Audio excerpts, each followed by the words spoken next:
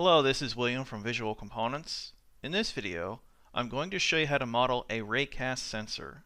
Before we get started, make sure you are using Visual Components Professional or Premium because you will need access to the Modeling tab. To get started, clear the 3D world of all components. I'll now go to my Modeling tab, expand Models by Type, click Component Templates. I'll add a feeder template to the 3D world and a conveyor template. Notice when I added the conveyor, it automatically connected to the feeder. And if I run the simulation, you can see the feeder creates these parts, and those parts move along the path of the conveyor. So what we're going to do is add a Raycast sensor to our conveyor to detect these parts. I'll reset the simulation, make sure you have the conveyor selected. I'll now go to my Modeling tab, and in the Behaviors drop-down menu here, go to Sensors, and click Raycast to add that behavior. I will briefly talk about the properties of the Raycast sensor, so you can define its name. You can update the scene in the 3D world if you want to. You can test geometry in the same node as the sensor, but by default this option is not selected. You can show the ray in the 3D world, but I'm going to clear this. You can use a sampling rate for casting the ray, so right now it's using 1 millisecond. You can define the range of the sensor, and this is used with the range signal property here. So you could have the sensor detect something very far away or very close distance. Detection threshold, this is used with the component signal and bool signal properties. So yes, your max range could be 1 meter, but you probably want to wait until the part is 500 millimeters before you trigger the sensor. So that's what this threshold is used for. You can also limit the test of your sensor to a container, for example, a path. And you have the range signal here. This can measure the distance of a detected part. Component signal can tell you which part triggers the sensor, and the bool signal can tell you if the sensor was triggered or not. The frame property here is very important because this defines the location of the sensor in the 3D world. And the ray of the sensor is cast in the positive z-axis direction of your frame here. Enough about the properties, let's set up our sensor, and we will start by defining its frame. Now in the 3D world, you could use one of these path frames, but you can see their orientation, their z-axis, it's pointing up, so you probably don't want to use them. Let's go ahead and add a frame feature. So I'll go to the Geometry group, click the Features drop-down menu, and then click Frame. If you cannot see the frame features in the 3D world, go to your 3D world toolbar, click Frame Types arrow, and select this option here called Frames. I'll now use the Move tool to snap the frame to the midpoint of this edge here. So let's do that now. There we go. And you do want to pay close attention to the orientation of your frame. So in the Feature Properties panel, I'll use the World Coordinate System. And just make sure that your rotations in the X, Y, and Z axis are 0. We can see the direction of our frame. Its z-axis is pointing up. We don't want that. We want it to point this way so it can detect parts moving along the path here. So I'll start by going to the Object Coordinate System. I'm going to raise the sensor up along the z-axis by 50 millimeters and then rotate it -90 degrees in the x-axis. And now we can see our sensor, the ray will be cast in this direction, and that's what we want. Let's now go back to our sensor, so I'll select it in the Component Graph panel. And in the Properties panel, let's assign its frame property to that frame. But we probably want to rename it. So let's go to our Component Graph panel, reselect the frame feature, and I will name it Sensor Frame. There we go. Let's now go back to our sensor. And for the sensor's max range, 1,000 millimeters is probably too long for the width of this conveyor. So let's take a quick measurement. I'll go to the Tools group, click Measure, and I'll measure from this edge to this edge here. You can see the Y distance is 500 millimeters, so let's use that as the max range of the sensor. I'll press the Escape key to exit out of the Measure tool, and then I'll set the max range property of the sensor to be 500. For the detection threshold, let's probably use a threshold of 250. Because we can see that the parts will move along the middle of the conveyor. So somewhere around 250 we want to trigger the sensor. But we still want to detect what the distance is with our max range. We do want to limit the sensor to test only parts on the path of our conveyor. So for our detection container, let's set that to be main path. And this is referring to the one-way path behavior here in the component graph panel. For our range, component, and bool signal, we need to add those signals. So I'll go to my behaviors drop-down menu here. Under signal, I'll click Boolean to add the behavior. I'll now do the same for a real signal and a component signal. Let's now select our sensor. And for range signal, we'll set it to use the real signal because this will give us the distance of the detected part. Component signal will use the component signal, and bool signal will use the Boolean signal. Let's now add a script to tell the component what to do when the sensor is triggered. So click the behaviors drop-down menu here, and then click Python script to add the behavior and open its editor. Let's now get the component object of this script. So I'll write comp equals getComponent. This method, getComponent, is being imported from VC script and allows you to get the component containing the Python script behavior. Let's now define a variable for our sensor. So I'll write sensor equals comp.findBehavior. This allows you to find a behavior by name in the component. Our Raycast sensor has the default name, so it's called Raycast sensor. And from here you can get the other attributes of the sensor, so I could write sensor.detectionContainer. And we know that this will give us the path. But what we can do, let's use the signals of our sensor in our script. So we need to connect them to the script, and I'll show you how to do that now. Minimize the editor. Select the Boolean signal in the component graph panel. In the properties panel, expand the connections property. Click the plus sign. And then click Python script to add it as a connection to the signal. So whenever the value of the signal changes, our Python script can know that. Let's exit out of this and do the same for our real signal and component signal. So I'll select real signal and then add the script as a connection. Let's now do the same for our component signal. So these signals are being used as triggers in our script. Let's now double click the script to open the editor.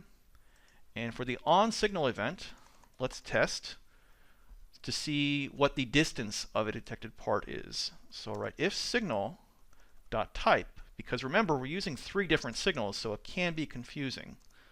Let's make sure that the signal's type is VC real signal, and then let's print out the value of our signal, which in this case is the distance of the detected part. I'll compile the code, minimize the script, let's clear our output panel and get a better view and run the simulation. So let's see, here comes the part, and whoa, wow, we got some feedback in the output panel. So there comes the second part. Let's stop the simulation and check our output. So we did get a lot of information. Now this part is a cylinder, so it's not a flat surface, so the distance was gradually changing as the part went by the sensor. So we can see, if we go all the way up, that first we got about 242, then the value gradually went down. So the part kept on getting closer and closer to the sensor, or where it was cast from. And then the value went back up as the part was leaving the sensor's area. Great. Let's go ahead and clear our output panel. Go back to our script, and let's say that if the distance of the part is less than a certain value, then let's actually stop the part or the path. So I'll say if signal.value is less than or equal to, let's do 250. Let's then use our sensor to get the detection container, which in this case is our one-way path. We'll then use the path enabled property to turn it off. So this will turn off the path if a detected part is within 250 millimeters of the sensor. Let's now compile our code, but I think I need to reset the simulation. Yes, I do. Sorry about that. I'll now run the simulation again, and we should see the path stop when the sensor detects the part. And it does. Great. But you can see the simulation is still running, and this part, it's not moving because the entire path is turned off. So let's reset the simulation, go back to our script, and instead of turning off the path, let's just stop the part. We can do that in our script. So I'll write sensor.component signal. We need to get the value of our component signal, which is a component object. And then with that component object, we can then use a method called stop movement. Let's compile our code, minimize the script, run the simulation, and now when the sensor detects the part, the distance is within that range. Notice it stops the part but not the entire path, so parts here are still moving onto our conveyor. Great. Let's reset the simulation, go back to our code, and instead of using the onSignal event, we can use our onRun, and I'll show you how to do that now. I will comment out this code I have here for the onSignal event. But before we do that, we don't want this code to be reused, so let's actually pass an argument here for the onSignal event. And then for our onRun event, we can use a trigger condition. So let's say trigger condition. This method is being imported from VC script, and it allows you to evaluate an expression or function whenever the script is triggered by something. In this case, our signals of our sensor. So we'll use a lambda function to quickly test the value of the sensor's Boolean signal. So I'll write sensor.bool signal. This is the property of the sensor. And we'll see if its value is true, because this tells me that the sensor was triggered. Then after that happens, let's get the value of the part that triggered the sensor. So I'll write sensor.componentSignal.value. And if the part actually exists, then let's stop its movement. So we're doing the same thing we were doing up here, but we're just doing a different approach. I'll compile the code. And let's minimize our script. Run it again, and we expect this part to stop, and it does not. Ho ho. So let's see what happens. Let's reset and go back to our code. And I probably made a mistake here, and I did. Sorry for that. Instead of evaluating the value of our Boolean signal, I was evaluating the object itself, the signal. So I need to make this change here to test if the value of the signal is true. Sorry about that. I will leave it in the video so you can see my mistake and learn from it, hopefully. Let's minimize the code. And now, show me that magic. Yes, it does. So it detected the part, and now the part is stopped. But the conveyor, its path is still on. Let's reset. And before I end the video, I want to show you how to use the sensor without having a sampling rate. So when I run the simulation, you might not see it, but the sensor is, always on. You might not want that. So what we can do, we can use another signal in this component to kind of drive the sensor using a pulse. So I'll reset the simulation. I'll go to my behaviors drop-down menu here, and you could use any signal you want. I'm going to use a Boolean signal for a digital signal, and I will rename it to be pulse signal, but you can use whatever name you want to. Let's now go to our Raycast sensor, and in the properties panel, I'm going to turn off the use sampling property here. So now I need to connect my pulse signal to the sensor. So I'll go to my component graph panel, select the pulse signal here. In the properties panel, I'll expand connections, click the plus sign, and I'm not going to add the Python script as a connection. I'm going to add the Raycast sensor as a connection. So every time the value of this signal changes, it will pulse or drive the sensor to test. Let's exit out of that, go to our script, and now let's actually comment out this in our onRun event. And we want to define the pulse for our sensor. So I'll start by getting the application object. I'll write app equals get application. This method is being imported from VC script, and it gives you the application object. And from here, we can do a while loop. So a safe way for a while loop is to get the application object, the simulation, and to test is the simulation running. So if it is running, it'll have a value of true. And while we're doing that, we want to set the value of our pulse. So all right, actually before my while loop, let me get the attribute or the object. Pulse equals comp dot find behavior, and we want to find our pulse signal. And then in our loop, we'll use the signal method for the pulse signal and set its value to be true. So every time this statement is executed, the value of our pulse will be changed or set, and that will trigger our sensor to turn on and cast a ray. So how often do we want to set the value of the signal? What do we want the pulse to be?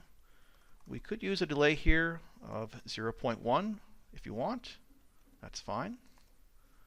And let's now see how this works, but let's actually comment out this pass here, or just get rid of it.